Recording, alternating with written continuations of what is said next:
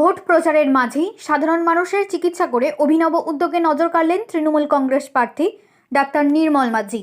রবিবার গোঘাট 2 নম্বর ব্লকের কুমারগঞ্জ পঞ্চায়েত এলাকায় প্রচারে বেরিয়ে পথ চলতি মানুষদের বিনামূল্যে স্বাস্থ্য পরীক্ষা করে প্রয়োজনীয় পরামর্শ দেন তিনি, যা সাধারণ মানুষের মধ্যে ইতিবাচক সাড়া ফেলে। প্রচারের ফাঁকেই কখনো আদিবাসী সম্প্রদায়ের মানুষের সঙ্গে ঢোলের তালে অংশ নিতে দেখা যায় তাকে, আবার কোথাও রোগী দেখে চিকিৎসায় ব্যস্ত হয়ে পড়েন। চিকিৎসক হিসেবে নিজের দায়বদ্ধতাকে ভোটের ময়দানেও তুলে ধরে প্রচারে এক ভিন্ন মাত্রা আনছেন নির্মলবাবু। অন্যদিকে এদিন তাঁর হাত ধরেই বিজেপি ও সিপিএম ছেড়ে বেশ কিছু পরিবার তৃণমূল কংগ্রেসে যোগদান করেন।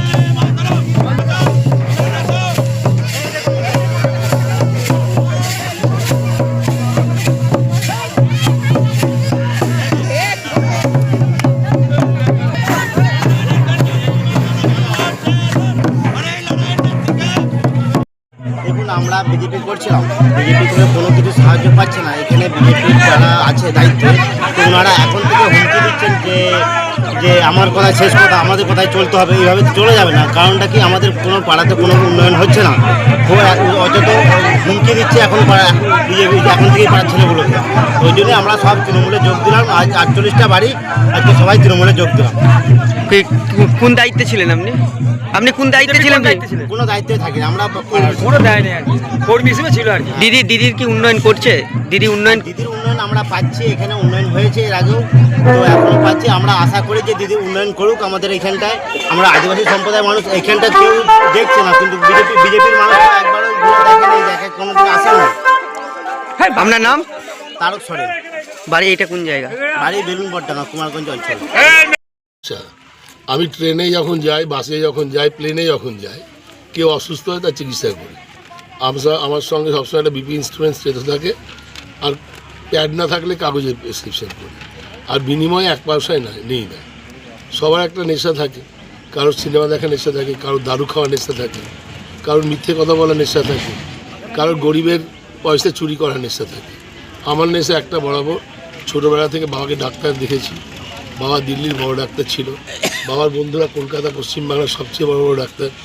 আমরা 3 ভাই বোনই আল্লাহর কৃপায় আর ঈশ্বরের আশীর্বাদে 3 ভাই বোনই ডাক্তার হয়েছে। আমার ছেলেও ডাক্তার হয়েছে।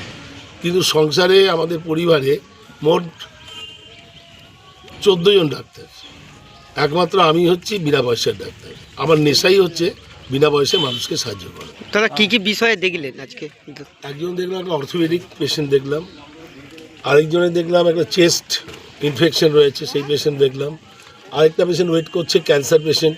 তাকে কালকে মেডিকেল কলেজে রিজিওনাল ক্যান্সার সেন্টারে বিনা পয়সায় চিকিৎসার ব্যবস্থা করব। তার যদি 80 লক্ষ টাকা খরচ হয়, সেই পয়সাটা আমাদের রাজ্য সরকারের মমতাদি দেবে। আমি রাজ্য সরকারের স্ট্যান্ডিং কমিটি হেলথের সারা রাজ্যের চেয়ারম্যান ছিলাম, মানে এখনও রিজাইন করিনি, এখনও আছি। এমএলএর যখন নমিনেশন দেবো তখন রিজাইন করব।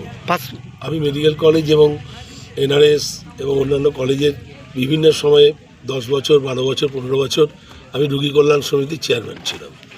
এবং আমি পশ্চিমবঙ্গ মেডিকেল কাউন্সিল ডাক্তারদের যে বিচার করে 3 লক্ষ ডাক্তারের আমি বিচার করেছি। আমি 12 বছর সভাপতি ছিলাম, এখন আমি মুখ্যমন্ত্রীর প্রতিনিধি। এবং এছাড়াও আমি ইন্ডিয়ান মেডিকেল অ্যাসোসিয়েশন, ডাক্তারদের যে অ্যাসোসিয়েশন আছে তার রাজ্য সভাপতি 5 বার ছিলাম। এবং কলকাতার যে সুপার স্পেশালিস্ট ডাক্তার তারও আমি সভাপতি ছিলাম। তা আমার নেশা একটা হয়েছে যে বিনা পয়সায় মানুষকে সাহায্য করা, তার স্বাস্থ্য পরিকাঠামো মমতা ব্যানার্জি সারা রাজ্যে যে স্বাস্থ্যক্ষেত্রে নজিরবিহীন ঐতিহাসিক উন্নয়ন করেছে তার সাথী হওয়ার চেষ্টা করি। যেমন আমাদের সময় ডাক্তারি পড়তো 750 জন সারা রাজ্যে, এখন সেখানে পড়ে প্রায় 6200 জন। আমাদের সময় 7টা মেডিকেল কলেজ ছিল, এখন সেখানে 42টা মেডিকেল কলেজ, এখন সেখানে 44টা সুপার স্পেশালিটি হাসপাতাল, তখন একটাও ছিল না। আমি যে এলাকা ছেড়ে এলাম, যেখানে আমাকে সেখানকার মানুষ 3বার বিধায়ক পদে উত্তরোত্তর ভোট বেশি বেশি দিয়ে নির্বাচন করেছে, সেখানে ফেলে আসে বিধানসভায় আমি একটা মেডিকেল কলেজ মমতা বন্দ্যোপাধ্যায়ের আশীর্বাদে করেছি, শরৎচন্দ্র মেমোরিয়াল, জেলার একমাত্র মেডিকেল কলেজ, 500 বেড, 100 ডাক্তারি ওখানে পড়াশোনা চলছে, 100 বিএসসি নার্সিং পড়াশোনা চলছে, 100 জিএনএম নার্সিং পড়াশোনা চলছে। আর আরেকটা আমতাতে, যেখানে আমার আগে প্রত্যুষ মুখার্জি স্বাস্থ্য দপ্তরের যিনি রাষ্ট্রমন্ত্রী ছিলেন, 3বারের এমএলএ, 2বার মন্ত্রী ছিলেন, তিনি একটা হাসপাতালে ইটও ফেলেননি, সেখানে আমি প্রাচীর দিয়ে 7.5 একর জায়গার ওপরে একটা ভারতবর্ষের সেরা সুপার স্পেশালিটি হাসপাতাল তৈরি করার লক্ষ্যে প্রাথমিক পর্যায়ে আমি 4তলা করেছি, এরপরে আরও 4তলা করার কথা ছিল। তা আমি এখানে মানুষের দেখেছি, এখানে চিকিৎসার ব্যাপারটা আমি একজন চিকিৎসক হিসেবে এবং চিকিৎসার আমি স্বাস্থ্যকর্মী হিসেবে, স্বাস্থ্য আন্দোলনের একজন কর্মী হিসেবে আমি মনে করেছি যে এখানে একটা সুপার স্পেশালিটি মিনি পিজি হাসপাতাল দরকার। সেখানে গরিব মানুষেরা দিদির যে বিনা পয়সার হাসপাতালের পরিষেবা সেটাকে আমি সুনিশ্চিত করব। অন্যদিকে প্রতিটি আমার এখানে গ্রাম পঞ্চায়েতে একটা করে আমি ঠিক করেছি, আমি বিধানসভায় নির্বাচিত হলে একটা করে অ্যাম্বুলেন্স দেবো, যেটা ওখানে দিয়েছি। আর যে এলাকা সবচেয়ে বেশি জনসমর্থন দিদিকে দেবে সেই এলাকায় আমি 90 লক্ষ থেকে 1 কোটি টাকা দামের একটা মোবাইল মেডিকেল হাসপাতাল বা ভ্যান বা একটা আমাদের ভেন্টিলেটর অ্যাম্বুলেন্স আমি দেবো বলে প্রতিশ্রুতি দিয়েছি। একই সঙ্গে এটা রামকৃষ্ণের দেশ, রামকৃষ্ণের জন্মভূমি, রামকৃষ্ণের একটা বিরাট আমি 40 ফুট একটা মূর্তি করব, যেটা পশ্চিমবাংলায় কোথাও নেই। বিদ্যাসাগরের এখানে মায়ের বাড়ি, সেই মায়ের বাড়ির পাশের বাড়িতে আমি আছি ঘর ভাড়া নিয়ে, আমাদের এখানে গোঘাট থানার পাশে। তা সেখানে ঠিক করেছি একটা বিদ্যাসাগরের মূর্তি করব, আর ভগবতী দেবী তার মা, যিনি গরিব দুঃখীদের নিজের শীতবস্ত্রটাও দিয়ে দিতেন, শাল দিয়েছিলেন বিদ্যাসাগর, বড়মুখ করে তিনি বলেন না, ওই যে ভিক্ষুক ভদ্রমহিলা কিছু খেতে পায় না, সাথে ঠকঠক করে রাতে কাঁপছে, তাকে শালটা পরিয়ে এসো। সেই ভগবতী দেবীর নামে যিনি স্কুল করেছিলেন বিদ্যাসাগর জীবদ্দশাতে, পরবর্তীকালে আমরা কলকাতাতে হিন্দু স্কুল, আমি যে স্কুলে পড়েছি 200 বছর পার হয়ে গেছে, এবং হিন্দু কলেজ প্রেসিডেন্সি কলেজ হয়েছে এখন নাম, আগে হিন্দু কলেজ ছিল। সেখানে আমরা একটা ভগবতী বালিকা বিদ্যালয় করেছি। বিদ্যাসাগর মহিলাদের শিক্ষার প্রসারের জন্য অনেক কিছু করেছেন। আমি এখানে একটা বিদ্যাসাগরের মা ভগবতী দেবীর নামে একটা মহিলা কলেজ করব বলে আমি চিন্তা ভাবনা করছি। অন্যদিকে আমি যেটা ওখানে করেছি একটা বড় অডিটোরিয়াম, নজরুল রবীন্দ্র অডিটোরিয়াম, কাজী নজরুল ইসলামের নামে, রবীন্দ্রনাথের নামে 1000 আসনের শীততাপ নিয়ন্ত্রিত একটা প্রেক্ষাগৃহ, যেটা এই জেলার কোথাও নেই। জেলার মধ্যে সবচেয়ে ভালো একটা অডিটোরিয়াম করব, একটা বাচ্চা ছেলেদের চিলড্রেন্স পার্ক করব, আর একটা ইকো পার্ক করব। সব মানুষদের শান্তির খোঁজ, সেখানে বিশ্রাম নেবে, সেখানে একটা সৌন্দর্যায়নের ভিত্তিতে বিভিন্ন রকমের পশু পাখিকে এনে ওখানে একটা মিনি চিড়িয়াখানা, আর্টিফিশিয়াল চিড়িয়াখানা করব। এবং আমি এখানে রাস্তাঘাট, পানীয় জলের সঙ্গে বার্ধক্য ভাতা, বিধবা ভাতা সুনিশ্চিত করো, প্রত্যেকে যাতে পায়। জল যেখানে নেই সেখানে আমি ওখানে যেমন করেছি, ওখানে ডিপ টিউবওয়েল দিয়েছি, সাবমার্সাল দিয়েছি, 200-300 মানুষ যেখানে আছে একটা করে সাবমার্সাল দিয়েছি, সেরকম করব।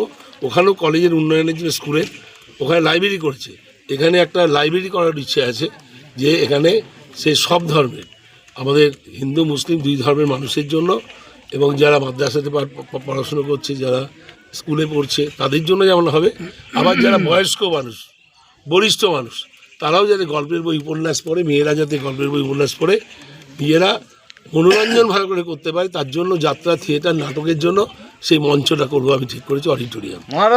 দাদা আপনার হাত ধরে আজকে এলাকাটা খুব সুন্দর করে সাজাবো। বিজেপি 5 বছরে ছিল, কিছু করেনি। বার্ধক্য ভাতাগুলো আটকে আছে, বিধবা ভাতা আটকে আছে, রাস্তাগুলো এখনও পুরোপুরি সম্পূর্ণ হয়নি। কারণ এখানে উন্নয়নের যে সরকারের যে প্রতিনিধি হওয়ার যোগ্যতা আমাদের দলীয় কেউ অর্জন করতে পারেনি দুর্ভাগ্যবশত। কিন্তু আমি এখানে উচ্ছ্বসিত হয়েছি, আনন্দিত হয়েছে, আলোড়িত হয়েছে। এখানকার মানুষ যেভাবে উন্মাদনার সঙ্গে আমাকে বরণ করেছে, আমাকে সমর্থন করেছে, এই ঋণ আমি কোনোদিনও শোধ করতে পারবো না। তাই মমতা ব্যানার্জি উলবেরিয়ার চাইতে আমি এখানটাকে গোঘাটকে বেশি ভালোবেসে ফেলেছি। এই গোঘাটের প্রেমে পড়েছি এবং গোঘাটে আমি আগামী শেষ জীবনটা এখানেই কাটাবো। আর আমার শেষ তামান্না, দিল কি আরমান যেটা ছিল, একটা অনাথ আশ্রম, অরফেনেজ, একটা বৃদ্ধাশ্রম, ওল্ড এজ হোম, বৃদ্ধদের জন্য যাদের দেখাশোনা করার কেউ নেই, আর একটা নির্যাতিতা মহিলা আশ্রম, ডেস্টিটিউট উইমেন সেন্টার, সত্যম শিবম সুন্দরম আনন্দ আশ্রম করবো। একটা মসজিদ থাকবে, মন্দির থাকবে, গির্জা থাকবে, ওখানে একটা ছোট মুক্ত মঞ্চ থাকবে, ওখানে পাত পেরে একান্নবর্তী পরিবার সবাই বসে খাবো। ওখানে ইংরেজি, স্পোকেন ইংলিশ শেখানো হবে, কম্পিউটার শেখানো হবে, মেয়েদের হাতের কাজ শেখানো হবে এবং বিভিন্ন রকমের বই রাখার একটা লাইব্রেরি করব। পড়ার বই, গল্পের বই, উপন্যাস সমস্ত কিছু দিয়ে একটা আনন্দ সুন্দর পরিবেশ করে হিন্দু মুসলমান দুই সম্প্রদায়ের মানুষের সম্প্রীতির বন্ধনে আমি একটা নতুন একটা সূর্যোদয় আনতে চাই এই গোঘাটের বুকে। দাদা বিজেপি থেকে যোগদান করলো তৃণমূলে, আপনার হাত ধরে কি বলবেন? ওখানে 1000-এর বেশি বিজেপি থেকে যোগদান করলো। তপশিলি জাতি, উপজাতি, মেয়েরা সাঁওতালি নাচ নাচতে নাচতে, মাদল বাজিয়ে, ধামসা বাজিয়ে, খোল বাজিয়ে, আমিও তাদের সঙ্গে ধামসা বাজিয়েছি, তাদের সঙ্গে খোল বাজিয়েছি। মানুষ মানুষের জন্য, জীবন জীবনের জন্য একটু সহানুভূতি কি মানুষ পেতে পারে না? মানুষ মানুষকে খুন করে, মানুষই তার বিচার করে। মানুষই গরিবদের গলায় পা দিয়ে মানুষ অত্যাচার করে। এই গোঘাটের অনেক মানুষ খুন হয়েছে, এই ঘরের অনেক মানুষ ঘর ছাড়া হয়েছে, বাড়ি ভেঙে দিয়েছে, জিভ কেটে দিয়েছে, চোখ উপড়ে দিয়েছে, হাত কেটে দিয়েছে। আমি তাদের পিজি হাসপাতালে, মেডিকেল কলেজে মমতা বন্দ্যোপাধ্যায়ের নির্দেশে আমি তাদের ভর্তি করেছি, চিকিৎসার ব্যবস্থা করেছি। যেখানেই যাচ্ছি সেখানেই আমার আপনজন, আমার ঘরের আত্মীয় রিশতেদার খুঁজে পাচ্ছি। এটা আমাকে আরও বেশি প্রফুল্ল চিত্ত করেছে, উৎফুল্ল করেছে। আরও বেশি মনোবল পেয়েছি যে মানুষের কাজ করব জীবনের শেষ দিন অবধি। এটাই হবে আমার জীবনের শেষ ঠিকানা। এবার হাতের কাছেই মিলবে অত্যাধুনিক ও নির্ভরযোগ্য স্বাস্থ্য পরিষেবা। আরামবাগ, খানাকুল ও পরশুরা থানা এলাকার মানুষদের জন্য এক বড় সুখবর। খানাকুলের সেকেন্দারপুরে গড়ে উঠেছে একটি আধুনিক ও সুসজ্জিত nursing home, lifeline health care. Director Sanjay Palu. এই নার্সিং হোমে রয়েছে 24 ঘন্টা রোগী দেখানোর ও ভর্তি করার সুব্যবস্থা। সঙ্গে রয়েছে বিনামূল্যে অ্যাম্বুলেন্স পরিষেবা। অভিজ্ঞ পরিষেবা ও যত্নশীল ব্যবস্থাপনায় আপনার সুস্থতার নির্ভরযোগ্য ঠিকানা লাইফলাইন হেলথ কেয়ার। যোগাযোগ 9735481158 7432984404।